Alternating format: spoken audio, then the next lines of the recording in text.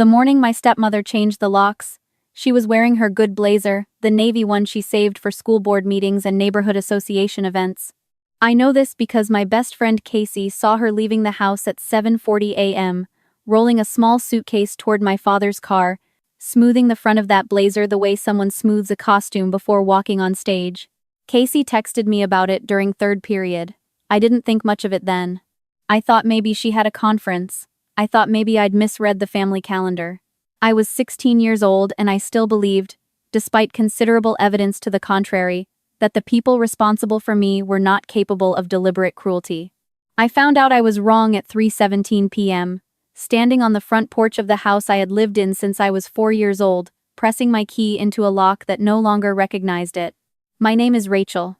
I'm 28 now, and I'm going to tell you what happened. My father married my stepmother Linda when I was 9.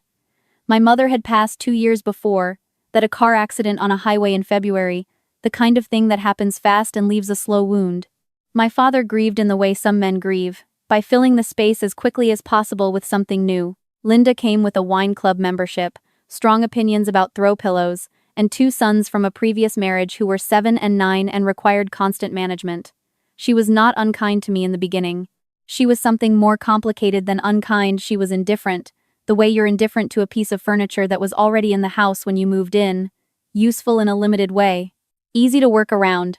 By the time I was 12, I understood my position in that household with the quiet clarity children develop when they pay close attention. My stepbrothers had after-school activities, baseball, robotics club, weekend tournaments that required my father and Linda to pack coolers and drive 40 minutes and stand in the sun cheering. I had a library card and a bedroom at the end of the hall. I wasn't excluded loudly. I was excluded softly, consistently, in 100 small administrative decisions that added up to a single message. You are here, but you are not the point. I made myself useful. I learned to cook simple dinners by the time I was 11. I helped with laundry. I kept my room clean without being asked. I understood, with the particular instinct of a child who has already lost one parent, that my continued comfort in that house depended on being low maintenance. I did not complain about the baseball tournaments. I did not ask for things I hadn't been offered.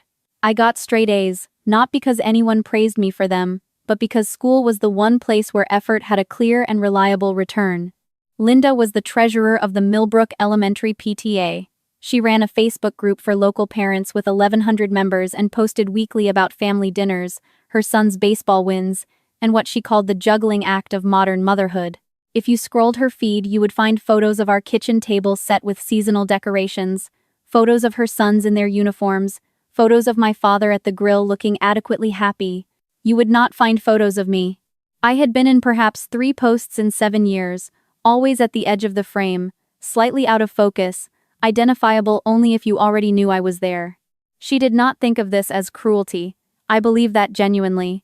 I think she thought of me the way you think of a houseplant you didn't buy. You water it sometimes, you don't wish it harm, you simply never quite think to include it in the family photo. I want you to understand all of this before I tell you what she did, because what she did requires context.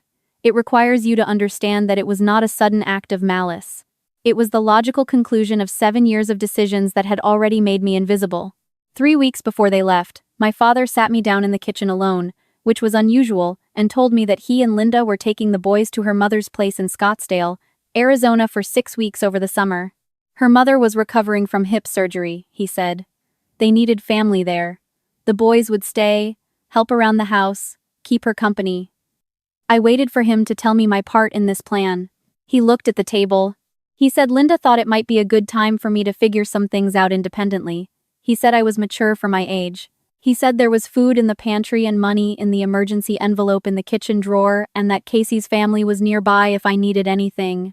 I asked him who would be responsible for me. He said I was 16, not 6. I asked if Casey's parents knew I'd be alone. He said it was a summer thing, it would be fine, people figured things out. He left the room before I could ask anything else.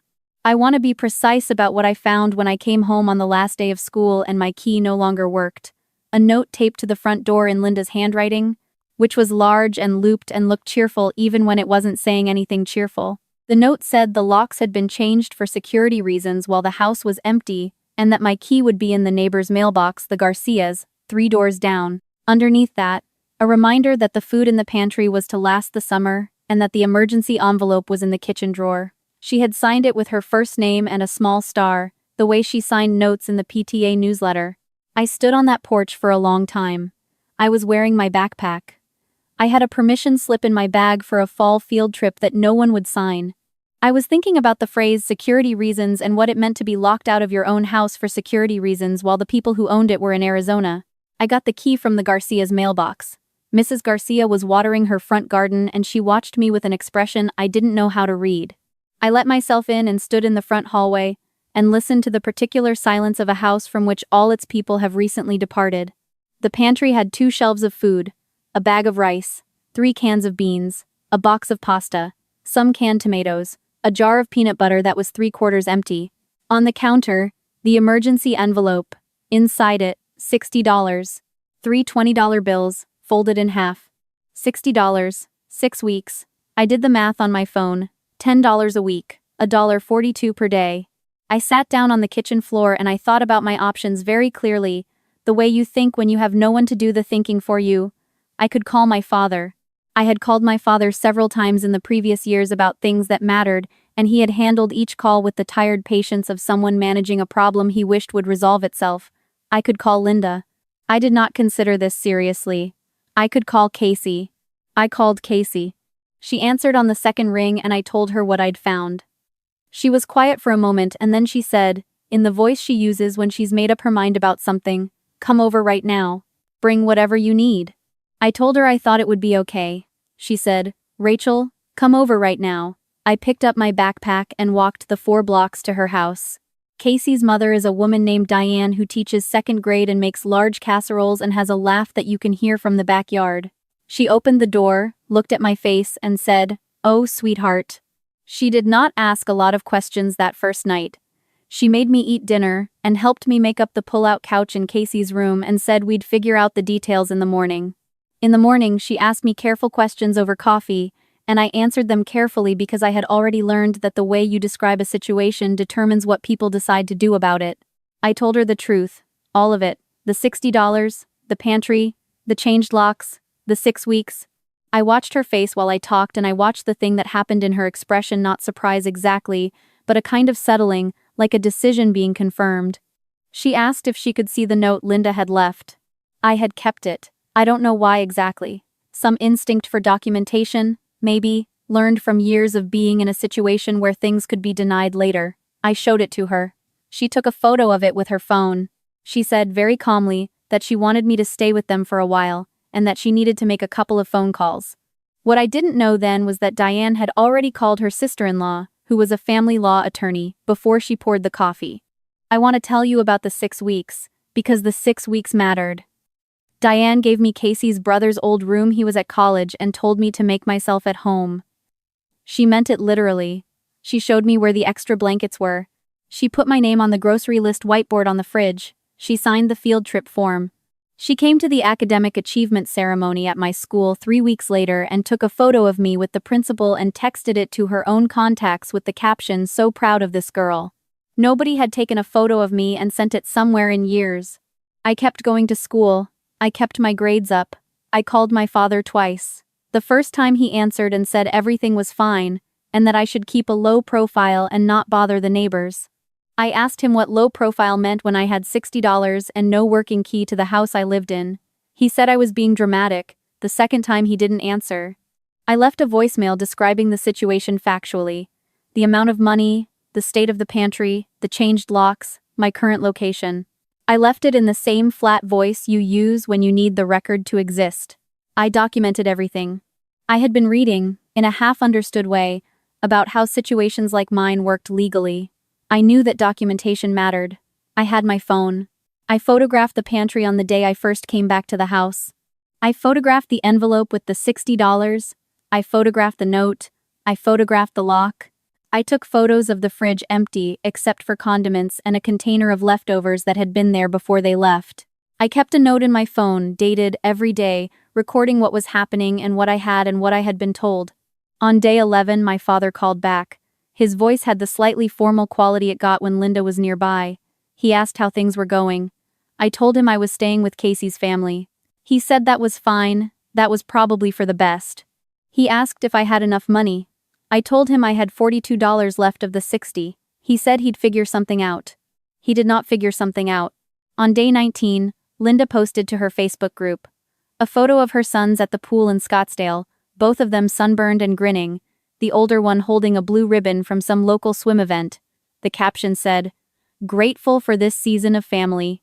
Sometimes you have to choose presents over everything else." The post had 247 likes. Several people commented variations of "You're such a great mom." I read it twice and then I put my phone face down on the desk. That night I opened a fresh note on my phone and I wrote, "Today is day 19. Linda posted a photo of the boys at a swim meet. She described choosing presents over everything else. I have $31 left. I am sleeping on a pull-out couch because the locks were changed on the house where I live. This is a true record." I kept writing. Diane's sister-in-law, whose name was Margaret, came to the house on day 22. She was a small woman with reading glasses on a beaded chain and the brisk, unhurried manner of someone who has been in a lot of difficult rooms and found them manageable. She sat at the kitchen table with a legal pad and asked me questions for 45 minutes. She asked about my mother's estate. There was one, small but real, held in trust until I turned 18. She asked about the custody arrangement. She asked about what my father had said, specifically, and when, and whether I had anything in writing or on voicemail. I showed her the voicemail on my phone. She listened to it twice. She made a note. She asked if she could see the photos I'd taken. I handed her my phone and she scrolled through slowly the pantry, the envelope, the note, the lock, the empty refrigerator, and she did not say anything until she got to the end. Then she looked up and said, "You did exactly the right thing by keeping these." I want to tell you that I cried then. I didn't. I had been keeping myself very tightly arranged for several weeks and I didn't know how to stop doing that. But something in my chest eased slightly, the way it eases when someone finally says plainly what you have known quietly for a long time. She filed an emergency motion the next morning. The legal process that followed was not as fast as I wanted and considerably faster than I feared. There were hearings. There were phone calls I wasn't present for. My father retained a lawyer who used the word miscommunication in a filing, which I read later with the particular feeling you get when someone describes something real using a word designed to make it unreal.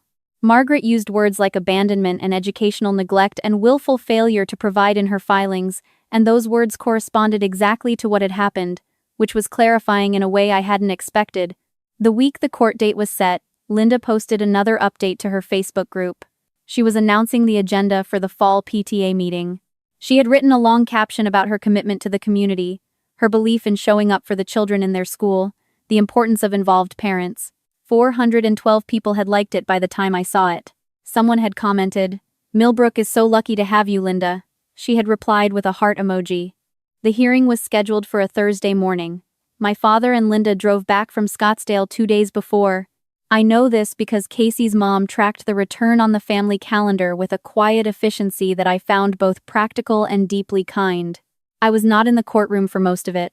I waited in a room with chairs the color of old mustard and a window that looked onto a parking structure. Margaret came in and out. At one point, a family court advocate named Miss Tillman sat with me for an hour and asked me questions about my daily life, my school performance, my relationship with Diane and Casey's family, my understanding of what was happening. She had a yellow legal pad and she wrote things down and she looked at me directly when I talked, which was something I was still not entirely used to. The hearing lasted most of the morning. What I learned afterward, piece by piece, from Margaret and then from court documents I was eventually permitted to read. My father and Linda had presented their decision as a reasonable arrangement for a mature teenager. Their attorney used the word responsible 4 times in his opening remarks. He described me as independent, capable, accustomed to managing my own schedule. He did not mention the $60. He did not mention the changed locks. He did not mention the empty refrigerator. Margaret presented the photos. She presented the voicemail. She presented Diane's testimony, given in a brief and devastating 7 minutes, in which Diane described the condition I'd arrived in and what she had observed over 6 weeks.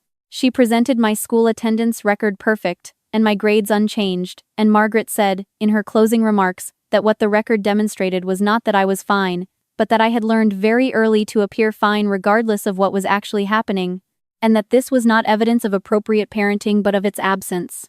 The judge was a woman in her late 50s with short gray hair and a manner I can only describe as carefully patient. She read from her findings in a voice that had no drama in it whatsoever, which made it feel more serious, not less. She found that the arrangement constituted abandonment under state statute. She found that the deliberate change of locks constituted constructive eviction of a minor dependent. She found that the provision of $60 for a 6-week period without supplementary arrangement demonstrated willful disregard for basic welfare. My father was sentenced to 60 days in county jail, suspended to probation, and 200 hours of community service. Linda received the same. Both received a felony record for child endangerment. The PTA, I learned later, asked for her resignation the following week. Her Facebook group still exists. She has not posted to it since October. Permanent guardianship was transferred to Diane that same afternoon. Diane had filed the paperwork 3 weeks earlier, before the hearing date was set. She told me this afterward in the car, and I asked her when she had decided, and she said, very simply, that she had decided the night I showed up at her door. She said, I just needed to do it the right way so no one could challenge it. I want to tell you about the small things, because I think the small things are the real story. The way Diane put a key on the hook by the front door labeled with my name on a small piece of tape. The way she remembered, without being told twice, that I didn't like cilantro. The way she came to every academic event with her phone already open to the camera. The Christmas where she hung a stocking with my name on it between Casey's and her son's, and I stood in the doorway of the living room at 6 a.m. and looked at it for a long time before I went back to bed. I am 28 now. I finished college on a full academic scholarship, pre-law, then law school. I passed the bar 2 years ago. I work in family advocacy now, specifically in cases involving minors in precarious living situations, which is not a coincidence. Margaret is someone I call occasionally, not as a client anymore, but as a colleague of sorts. Diane still texts me when something good happens and also when something bad happens, which is what a parent does. My father remarried after the divorce. He sent me a card when I graduated law school. It had a generic message printed inside and his signature at the bottom. He did not add anything in his own handwriting.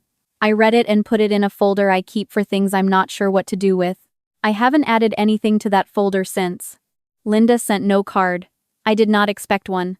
Last spring I was sitting at my desk reviewing a file, a 14-year-old girl in a situation I recognized in the particular specific way you recognize something you have lived, and I thought about the note taped the front door with the cheerful looped handwriting and the small star at the end.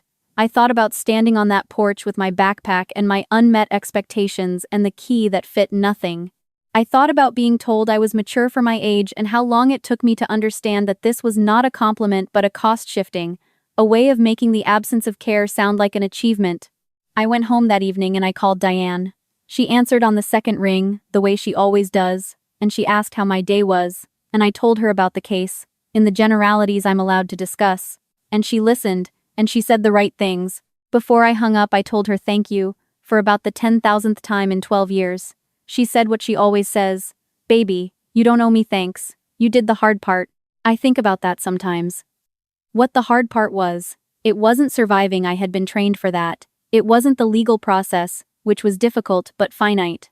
The hard part, I think, was the moment on Casey's pull-out couch in week 1 when I had to decide whether to let someone take care of me, whether to trust that the offer was real and would not be revoked, whether to unpack the single bag I'd brought and treat it like somewhere I was allowed to stay.